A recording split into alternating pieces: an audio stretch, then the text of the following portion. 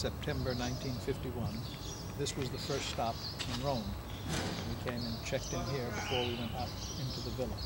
Was this a dorm in the same way that the North American College was a dorm? Yes, in 1951 there was no college up in the hill.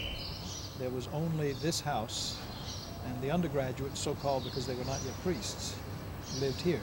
Up at the hill there was a very small house with about maybe 18 to 20 graduate student priests there, one of whom was from Mobile.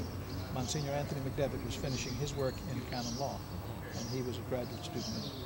And I remained here for 2 years and finished philosophy at the university, and then moved up to the Hill, opened in the fall of 1953, and began theology and stayed there 4 years. So is this scene evocative of anything? Here in this place?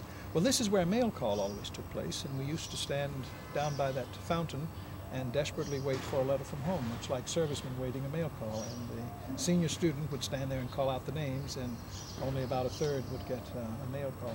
Occasionally, maybe twice a week, a box of cookies or pastry or foodstuffs would come in, and that would be cause for great rejoicing for that gentleman and all of his friends, and some new friends that he never even knew he had before. They would all follow him to his room, and everything would be devoured rather quickly. I went home once in the summer of 1954, middle 3 years home, then 3 more years back. Just once in all that time? Well, in those days, if you came for 4 years, you didn't go home at all.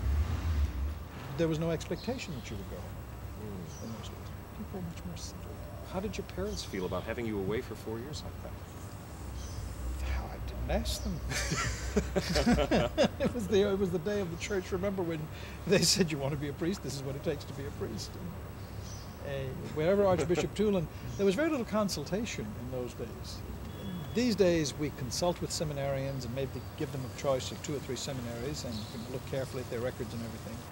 I was in college at St. Bernard in Cullman, Alabama, and one day I got a postcard, and it was from Monsignor Phil Cullen, the former chancellor of my pastor at St. Patrick's, and I can still remember on it he had written, it was a scene of something around Rome, and he said, had dinner at the North American College last night, made arrangements for you to attend here next year. That was that was my formal appointment to study in Rome. And on the strength of that, you know, I spent 6 years. So you had no part in figuring out you were coming here? No, I knew of the college. All right. The fact that they're all the same way, it becomes a little more solid. Everybody say cheese. Ecclesiastes. Okay, Billy. Are you?